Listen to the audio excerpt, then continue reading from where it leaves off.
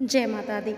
आप सभी को हमारी तरफ से नवरात्रों की हार्दिक शुभकामनाएं। मित्रों, कई सारे भक्त नवरात्रि के दौरान माता रानी को प्रसन्न करने के लिए कई तरह के उपाय करते हैं और कुछ लोग माता रानी के लिए व्रत या उपवास रखते हैं, तो कोई व्यक्ति दान धर्म करता है, तो वहीं कुछ लोग माता रानी को प्रसन्न करने के लिए यज्ञ तथा हवन करते हैं और कुछ लोग तो अपने पैरों के वाहनों का त्याग करते हैं, अर्थात अपनी सभी मनोकामनाओं की पूर्ति के लिए नवरात्र के पूरे 9 दिनों तक जूते चप्पल आदियों का त्याग कर देते हैं। ऐसा करके वे माता रानी के प्रति अपनी श्रद्धा प्रकट करते हैं। लेकिन यह 10 कार्य ऐसे होते हैं जिन्हें नवरात्र के दौरान भूल कर भी नहीं करने चाहिए। अगर कोई भी व्यक्ति या स्त्री इन 10 कार्यों को नवरात्र के दौरान गलती से भी कर लेते हैं तो माता रानी उससे बहुत ही क्रोधित हो जाती है, जिसके कारण उसे भयंकर गरीबी का सामना करना पड़ जाता है। तो मित्रों, वे 10 कार्य कौन कौन से हैं जिन्हें भूल कर भी नहीं करना चाहिए, उन कार्यों को हम एक कहानी के माध्यम से जानेंगे। लेकिन आप सभी लोगों को इस कथा को शुरू से लेकर अंत तक पूरा सुनना होगा, क्योंकि आधा अधूरा ज्ञान बहुत ही घातक साबित होता है। लेकिन उससे पहले अगर आप सभी लोगों ने अभी तक हमारे चैनल को सब्सक्राइब नहीं किया है तो चैनल को सब्सक्राइब करें और वीडियो को एक लाइक अवश्य करें। साथ ही साथ कमेंट बॉक्स में जय माँ दुर्गा, जय माता दी लिखना ना भूलें। मित्रों, आप सभी लोगों का ज़्यादा समय नष्ट ना करते हुए इस कथा को शुरू करते हैं। भगवान विष्णु जी और माता लक्ष्मी जी क्षीर सागर में शेषनाग की सैया पर विराजमान होकर विश्राम कर रहे थे। तभी अचानक से वहां पर आकाश मार्ग से होते हुए देवऋषि नारद विष्णु जी और माता लक्ष्मी के पास पहुंचकर रुक जाते हैं। अब भगवान विष्णु और माता लक्ष्मी जी को प्रणाम करते हैं तथा भगवान विष्णु देवऋषि नारद जी से कहते हैं, देवऋषि नारद जी, आप यूं ही अचानक हमारे पास किस प्रयोजन से पधारे हैं? हमें लगता है कि आप किसी विशेष प्रश्न का उत्तर पाने की अभिलाषा लेकर हमारे पास आए हैं। आप चिंतित मत होइए, आप निर्चिंत होकर अपने सभी प्रश्नों का उत्तर पूछिए, हम आपको आपके सभी प्रश्नों के उत्तर अवश्य देंगे। अब भगवान विष्णु जी की यह बात सुनकर देवऋषि नारद जी भगवान विष्णु जी से कहते हैं कि हे प्रभु, आज मेरे मन में एक प्रश्न उठ रहा है कि नवरात्र के दौरान कौन कौन से कार्य भूल कर भी नहीं करने चाहिए। तब भगवान विष्णु जी देवऋषि नारद जी से कहते हैं कि देवऋषि नारद जी, आज आपने सच में इस प्रश्न को पूछकर पूरी मानव जाति का उद्धार कर दिया है, पूरे जगत का उद्धार कर दिया है। और नवरात्र के 9 दिन माँ दुर्गा को समर्पित होते हैं और इन 9 दिनों में माँ दुर्गा की विशेष पूजा पाठ की जाती है और इन 9 दिनों में कुछ कार्य भूल कर भी नहीं करने चाहिए, क्योंकि ऐसा करने से माँ दुर्गा अत्यंत क्रोधित हो जाती है। इसीलिए आपके यह प्रश्न बहुत ही महत्वपूर्ण है, किंतु हम आपको आपके सभी प्रश्न का उत्तर देने से पहले आपको एक अत्यंत महत्वपूर्ण कथा सुनाते हैं, परंतु आपको इस कथा को शुरू से लेकर अंत तक पूरा अवश्य सुनना होगा। तब देवऋषि नारद जी भगवान विष्णु जी से कहते हैं कि हे प्रभु, मैं आपको विश्वास दिलाता हूँ कि मैं इस कथा को शुरू से लेकर अंत तक पूरा अवश्य सुनूंगा और इस कथा का विस्तार समस्त देवलोक में भी अवश्य करूँगा। तो मित्रों, फिर भगवान विष्णु जी देवऋषि नारद जी को वह कथा सुनाते हुए कहते हैं कि देवऋषि नारद जी, किसी समय की बात है, किसी नगर में एक धनवान सेठ रहता था। उसकी सिर्फ एक ही पुत्री थी जो बहुत ही सुंदर थी। वह सेठ अपनी पुत्री से बहुत प्रेम करता था, क्योंकि उसकी पुत्री उसका और उसकी पत्नी का बड़े ही अच्छी तरह से सम्मान करती थी और शाम को सेठ और सेठानी के पैर भी दबाती थी। सेठ की उस पुत्री का नाम था भाग्यश्री और भाग्यश्री प्रतिदिन इस तरह से अपने माता पिता की सेवा करते हुए धीरे धीरे बड़ी हो रही थी। इसीलिए अब सेठ और सेठानी को उसके विवाह को लेकर चिंतित रहने लगे। एक दिन की बात है, वह सेठ अपने कमरे में बैठकर अपने मन में कुछ सोच रहा था कि तभी अचानक से उसकी पत्नी उनके पास पहुंच जाती है और उससे कहती है कि हे नाथ, अब हमारी पुत्री विवाह के योग्य हो गई है, इसीलिए अब हमें जल्द से जल्द उसका विवाह कर देना चाहिए, जिससे वह अपने घर की हो जाए और अपने पति के साथ सुखपूर्वक जीवन व्यतीत करने लगे। लेकिन पता नहीं हमारी भोली भाली पुत्री से कौन विवाह करेगा, हमें इसके लायक इसका कोई अच्छा वर मिलेगा भी या नहीं। सभी बातों को लेकर मैं दिन रात बहुत ही चिंतित रहती हूँ। अपनी पत्नी की इन बातों को सुनकर वह सेठ अपनी पत्नी से कहता है कि हे प्रिय, मैं भी इन्हीं बातों को लेकर बहुत ही चिंतित रहता हूँ, लेकिन तुम चिंता मत करो, मैं कुछ न कुछ करके अपनी पुत्री के लिए अच्छे वर की तलाश अवश्य करूँगा। वह सेठ और उसकी पत्नी अभी तक यह बातें कर ही रहे थे कि तभी अचानक से उस कमरे में भाग्यश्री आ जाती है। तब वे दोनों उसे देखकर चुप हो जाते हैं। फिर भाग्यश्री अपने माता पिता से पूछते हुए कहती है, क्या हुआ, आप दोनों किस बारे में बात कर रहे थे माता पिता? तब वह सेठ उससे कहता है कि पुत्री, अब तुम विवाह के योग्य हो गई हो इसीलिए हम तुम्हारे विवाह के लिए बात कर रहे थे। अपने माता पिता की बात सुनकर भाग्यश्री अपने पिता से कहती है कि पिताजी, मैं आपको और माँ को छोड़कर कहीं भी नहीं जाऊंगी। तब उसकी माँ कहती है कि ऐसा नहीं होता है, लड़कियों को एक ना एक दिन अपना घर छोड़कर अपने पति के घर जाना ही पड़ता है। यह रीति बहुत वर्षों से होती हुई चली आ रही है। अपनी माँ की यह बात सुनकर भाग्यश्री विलाप करने लगती है, लेकिन उसकी माँ उसे शांत करवा देती है और उसके पास बैठकर प्रेम भाव से समझा देती है। तो उसके दूसरे ही दिन वह अपनी पुत्री के लिए अच्छे वर की तलाश करने लगते हैं, लेकिन उसे अपनी पुत्री के लिए कोई भी अच्छा वर नहीं मिलता है। इसीलिए वह सेठ बहुत ही परेशान हो जाता है और परेशान होकर अपने घर वापस लौट आता है। उसके बाद वह सेठ जब अपने घर पहुंचता है तब उसकी पत्नी उससे पूछती है और कहती है कि हे नाथ, क्या आपने कोई हमारी पुत्री के लिए अच्छा वर ढूंढ लिया है?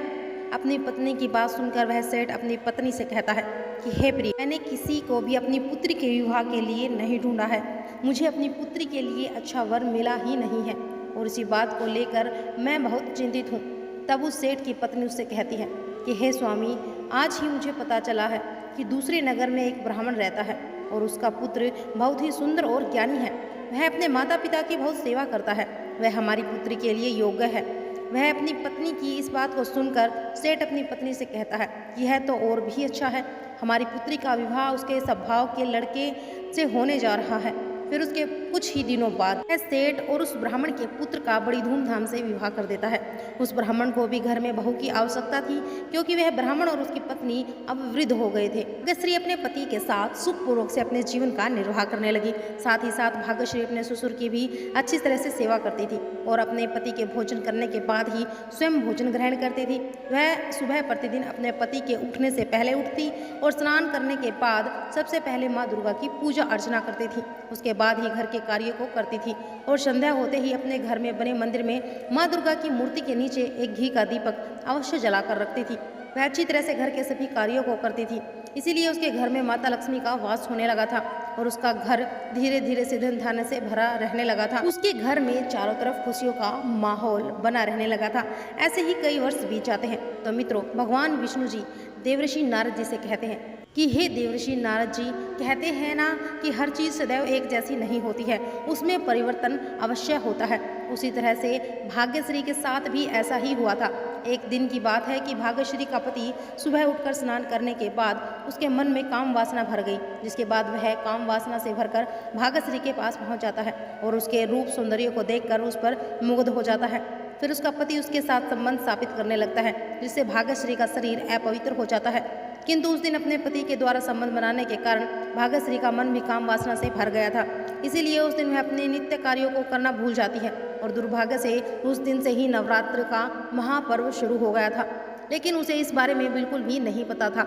इसीलिए वह अपने पति के साथ संबंध स्थापित करने के बाद भाग्यश्री बिना स्नान किए हुई माँ दुर्गा की पूजा अर्चना करने लगती है और अपने अपवित्र हाथों से माँ दुर्गा की पूजा की थाली पकड़ लेती है, जिससे उसके शरीर में मोह माया प्रवेश कर लेता है। शरीर में मोह माया के प्रवेश होने के बाद उसकी सभी इंद्रियों का संतुलन बिगड़ जाता है और माता लक्ष्मी जी उसके घर को छोड़कर चली गई। तब भाग्यश्री के शरीर में निवास कर रहा वह मोह माया उसे प्रतिदिन के धार्मिक कार्यों से वंचित कर देता है, जिसके बाद उसका दुष्प्रभाव भाग्यश्री और उसके पति पर भी पड़ता है। अब उसका पति प्रतिदिन उसके साथ काम वासना के वशीभूत होकर संबंध स्थापित करने लगा और उसके पति के मन में हमेशा काम वासना के विचार उठने लगे थे। ऐसा ही कई दिनों तक बीत जाते हैं। अब उसका पति इतना काम वासना में लगा रहता है कि वह दिन रात इसी के बारे में सोचता रहता है। लेकिन एक दिन भाग्यश्री के पति के ऊपर काम वासना इतनी हावी हो जाती है कि वह सभी नियमों और अपनी सीमाओं का उल्लंघन कर डालता है, क्योंकि उसका पति भाग्यश्री के साथ नवरात्र व्रत के दौरान संबंध बनाने लगता है। थोड़ी देर बाद उसका पति अचानक से जमीन पर गिर जाता है और उसके पूरे शरीर में तुरंत ही कोढ़ चढ़ जाता है। उसका पूरा शरीर ढीला पड़ जाता है और वह तुरंत ही बेहोश हो जाता है। फिर जब भाग्यश्री यह दृश्य देखती है तो वह यह दृश्य देखकर बहुत जोर जोर से विलाप करने लगती है और अपने मन में सोचते हुए कहने लगती है कि पता नहीं मेरे पति को क्या हो गया है, मुझसे यह क्या हो गया है, इतना बड़ा पाप, वह भी सब कुछ जानते हुए मुझसे इतना बहुत ही बड़ा पाप कैसे हो गया है। अब मेरे पति के प्राणों की रक्षा कौन करेगा। तभी भाग्यश्री के विलाप की ध्वनि सुनकर उसकी सास उस स्थान पर आ जाती है जब उसकी सास देखती है कि उनके पुत्र के पूरे शरीर पर कोढ़ हो गया है और वह बेहोश होकर जमीन पर पड़ा है, तभी उसकी सास अपनी बहू पर बहुत क्रोधित हो जाती है और क्रोधित होकर भाग्यश्री से कहती है कि अरे उल्टा, अरे पापनी, तूने यह क्या कर डाला, अपने ही पति का धर्म भ्रष्ट कर डाला। फिर थोड़ी देर के बाद भाग्यश्री के पति को होश आया। तब उसने अपने शरीर को देखा तो वह बड़े आश्चर्य में पड़ गया कि उसे क्या हो गया है। उसे कुछ समझ में ही नहीं आ रहा था कि वह अपना इलाज के लिए क्या करे और कौन सी बीमारी हो गई है, उसे यह भी नहीं पता था। फिर भाग्यश्री के ससुर ने उसके इलाज के लिए उस नगर के प्रसिद्ध वैद्य को बुलाया और उसके बाद उस वैद्य ने भाग्यश्री के पति का इलाज करना शुरू कर दिया। और वह वैद्य उसके पिता से कहता है कि आपके पुत्र के पूरे शरीर पर कोढ़ हो गया है, जिसकी वजह से अब यह कभी भी ठीक नहीं हो सकता। और वह इतना कहने के बाद वह वैद्य वहाँ से चला जाता है और भाग्यश्री अपने पति की ऐसी दुर्दशा देखकर बहुत ही भयभीत हो जाती है। तब उसकी सास उससे कहती है कि हे निर्लज्ज, तू अब इस घर में नहीं रह सकती, तू अभी इस घर को छोड़कर चली जा। तुझ जैसी उल्टा स्त्री का इस घर में रहना उचित नहीं है। मेरा पुत्र अच्छी तरह से अपने जीवन का निर्वाह कर रहा था, लेकिन तू जब से इस घर में आई है तब से तूने मेरे पुत्र के जीवन को नरक बना दिया है। अपनी सास की बात को सुनकर भाग्यश्री बहुत दुखी हो जाती है और जोर जोर से विलाप करने लगती है, कहने लगती है कि हे सासू माँ जी, आप मुझे क्षमा कीजिए, क्योंकि काम वासना के वशीभूत होकर मुझसे बहुत बड़ा पाप हो गया है। लेकिन माँ जी, आप मुझसे घर से बाहर मत निकालिए, मैं कहाँ जाऊँगी, क्योंकि मेरा तो इस दुनिया में मेरे पति परमेश्वर के अलावा कोई भी नहीं है, इसीलिए मैं उन्हें कभी छोड़कर नहीं जा सकती हूँ। तब भाग्यश्री की सास उससे कहती है कि तू कहीं भी जाकर मर जा, मुझे तुमसे कोई लेना देना नहीं है, लेकिन आज से तुम इस घर में निवास नहीं कर सकती हो। अब भाग्यश्री इतना कहने के बाद उसकी सास उसे धक्के मारकर घर से निकाल देती है और घर का दरवाजा बंद कर देती है। किंतु भाग्यश्री घर का दरवाजा खटखटाती रही, लेकिन उसकी सास को उस पर बिल्कुल भी दया नहीं आती है और उसने घर का दरवाजा खोला ही नहीं। मित्रों, भगवान विष्णु जी देवर्षि नारद जी से कहते हैं कि हे देवर्षि नारद जी, जब भाग्यश्री की सास ने दरवाजा नहीं खोला तब वह थक हार कर बहुत ही परेशान हो जाती है और उसके बाद वह वहां से जाने लगी। और जब उसे अपनी भूल पर प्रायश्चित हो रहा था, लेकिन उसे कुछ भी समझ में नहीं आ रहा था कि वह क्या करे और क्या करे, इस बारे में सोचते सोचते वह अपने मायके की तरफ जाने लगती है। उसे अपने मायके जाने के लिए एक वन से होकर गुजरना पड़ता है और उस दिन भाग्यश्री उसी वन से गुजर रही होती है। तभी अचानक से उसकी नज़र एक महात्मा जी पर पड़ती है, जो अपनी कुटिया के समीप स्थित एक वृक्ष के नीचे बैठकर ध्यान साधना में लीन थे। उन महात्मा जी को देखकर भाग्यश्री अपने मन में सोचने लगती है कि क्यों ना मैं इन महात्मा जी से पूछूं कि मेरे पति को क्या हो गया है, शायद यह मेरी मदद कर सकते हैं, क्योंकि यह महात्मा जी मुझे बड़े ही ज्ञानी तपस्वी जान पड़ते हैं। अपने मन में इतना सोचकर भाग्यश्री उन महात्मा जी के पास पहुंच जाती है और उन महात्मा जी के पास पहुंचकर उनके सामने बैठकर जोर जोर से विलाप करने लगती है। तब उसके थोड़ी देर के बाद वे महात्मा जी अपनी आंखें खोलते हैं तो वे देखते हैं कि उनके सामने एक अत्यंत सुंदर स्त्री बैठी हुई है, जो बहुत जोर जोर से विलाप कर रही है। फिर वे महात्मा जी भाग्यश्री से पूछते हुए कहते हैं कि हे पुत्री, तुम कौन हो और इस प्रकार से विलाप क्यों कर रही हो। तब भाग्यश्री उन महात्मा जी से कहती है कि हे महात्मा, मेरा नाम भाग्यश्री है, मेरा विवाह एक ब्राह्मण परिवार में हुआ है, लेकिन एक दिन मेरे पति को पता नहीं क्या हो गया, वह मेरे पास आकर संबंध स्थापित करने लगा। ऐसे ही कई दिन तक चलने लगा। उसके मन में रोज काम वासना भरी रहती थी, जिससे मेरे भी मन में काम भाव उठने लगे थे। फिर एक दिन मेरा पति मेरे साथ संबंध स्थापित कर ही रहा था कि तभी अचानक से वह बेहोश होकर जमीन पर गिर पड़ा और उसके पूरे शरीर पर कोढ़ हो गया। बाद जब मेरी सास को यह पता चला तब उसने मुझे घर से निकाल दिया। मैं उसे बहुत ही विनती कर रही थी, लेकिन मेरी एक भी बात उन्होंने नहीं मानी और उसने मुझे धक्के मारकर घर से बाहर निकाल दिया। इसीलिए मैं बहुत चिंतित हूँ, विलाप कर रही हूँ, लेकिन मैं आपसे यह जानना चाहती हूँ कि किस वजह से मेरे पति को कोढ़ हो गया है, ऐसा क्यों हो गया है। आप जरा अपने तपोबल से इसके बारे में बताने की कृपा करें। अब भाग्यश्री की बात सुनकर वे महात्मा जी अपने दोनों आंखें बंद कर लेते हैं और भाग्यश्री के जीवन में घटित सभी घटनाओं का दृश्य देख लेते हैं। उसके बाद उससे कहते हैं कि हे पुत्री, उस दिन से नवरात्रि का महापर्व शुरू हो गया था, इसलिए माता रानी तुमसे रुष्ट हो गई है और तुम पर क्रोधित होकर तुम्हारे पति के शरीर पर कोढ़ होने का श्राप दे दिया है। तब भाग्यश्री उन महात्मा जी से कहती हैं कि हे राम, मुझे इससे इतना बड़ा पाप कैसे हो गया। इस बारे में माता रानी से क्षमा मांगती है। लेकिन हे विप्र, मैं यह जानना चाहती हूँ कि नवरात्र व्रत में ऐसे कौन कौन से कार्य हैं जिन्हें भूल कर भी नहीं करने चाहिए। फिर वे महात्मा जी भाग्यश्री से कहते हैं कि हे पुत्री, तुम्हारा यह प्रश्न प्रत्येक मनुष्य के लिए बहुत ही महत्वपूर्ण है। चलो मैं तुम्हारे इस प्रश्न का उत्तर देता हूँ, इसे ध्यान से सुनो। नवरात्रि के दौरान 10 कार्यों को भूल कर भी नहीं करना चाहिए।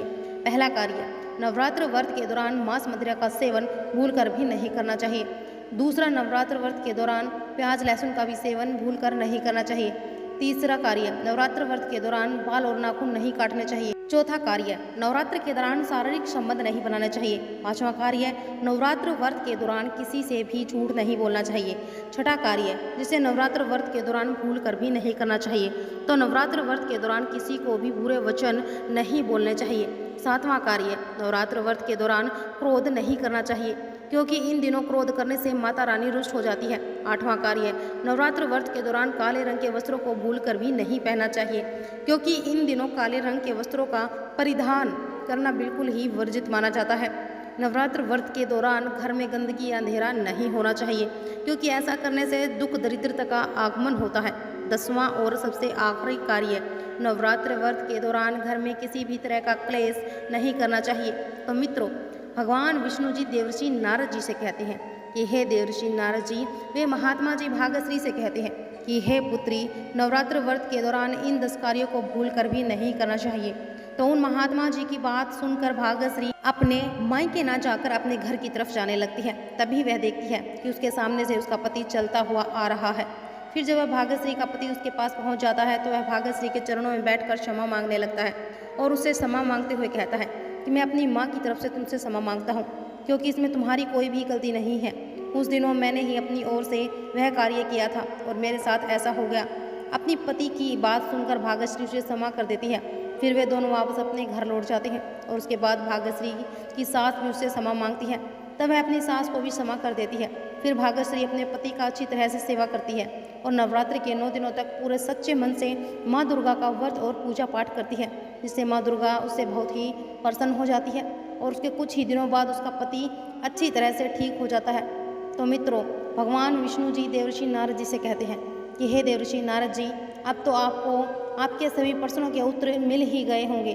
तब देवर्षि नारद जी भगवान विष्णु से कहते हैं कि हे प्रभु, आज आपने मुझे इस कथा के माध्यम से बहुत ही महत्वपूर्ण ज्ञान दिया है कि मैं आपको विश्वास दिलाता हूँ कि मैं इस कथा का विस्तार समस्त देवलोक में अवश्य करूँगा। तो मित्रों, नवरात्र के 9 दिन माता रानी को समर्पित होते हैं और नवरात्रि में अगर आपके द्वारा पर कोई कन्या, वृद्ध स्त्री या कोई दुखियारी भोजन की इच्छा से भिक्षा लेने के लिए आए तो उसको भूल से भी अपमान ना करें अथवा उन्हें खाली हाथ घर से ना जाने दें। यदि आपके घर में कोई दासी है तो उसका भी अपमान ना करें। नवरात्र में उन्हें भी कुछ न कुछ अवश्य भेंट करें। इससे माँ दुर्गा अत्यंत प्रसन्न हो जाती है और मनुष्य की सभी मनोकामनाएं पूर्ण कर देती है। और नवरात्र में माता रानी का व्रत और पूजन किया जाता है, लेकिन नवरात्र के दौरान सबसे ज़्यादा महत्वपूर्ण कन्या पूजन होता है। तो मित्रों, कहा जाता है कि माता रानी नवरात्र में व्रत उपवास से जितना प्रसन्न होती है उससे 10 गुना ज़्यादा प्रसन्न कन्या पूजन से माता रानी प्रसन्न हो जाती है, क्योंकि नवरात्र में छोटी छोटी कन्याओं को माता रानी का स्वरूप माना जाता है और कन्याओं को भोग लगाया जाता है और उन्हें भोग लगाकर प्रसन्न किया जाता है और बदले में आशीर्वाद मांगा जाता है और कन्याओं को प्रसन्न करने के लिए उपहार दिए जाते हैं। लेकिन अगर कन्याओं को कोई भेंट दी जाए और उसे खुशी खुशी स्वीकार कर लेती है तो इसका अर्थ होता है कि माता रानी अर्थात माता वैष्णो ने भेंट स्वीकार कर ली है, जिससे वे कन्याएं प्रसन्न हो जाती हैं। तो समझ लीजिए कि उन्हें माता रानी का आशीर्वाद मिल गया है और माता रानी की कृपा से उन्हें मुंह मांगा वरदान प्राप्त होता है, क्योंकि शास्त्रों में भी बताया गया है कि नवरात्र में 3 साल तक कन्या का पूजन होना चाहिए। अष्टमी तथा नवमी को कन्याओं के पैर धोकर भोजन करना, उन्हें उपहार देना अत्यंत श्रेष्ठ माना जाता है। इससे घर में संपत्ता बनी रहती है तथा जीवन में धन धान्य की कभी कमी नहीं होती है और कन्याएं जितना अधिक खुश होती है, माता रानी उतनी ही जल्द फल प्रदान करती है।